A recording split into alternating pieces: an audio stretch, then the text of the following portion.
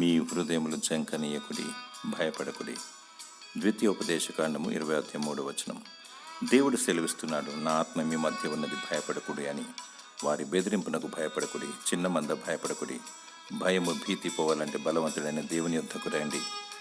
దేవుని స్తుతించి దేవునితో సహవాసము చేసిన ఎడల నీ భయము మటుమాయమగును, నీకు ధైర్యము లభించును. 366 సార్లు భయపడకుడి, భయపడకుడి, భయపడకుడి అని బైబిల్లో చూడగలము. మానవుడు సృష్టికి భయపడతాడు, మనిషికి భయపడతాడు, తన నీడను చూచియు భయపడతాడు.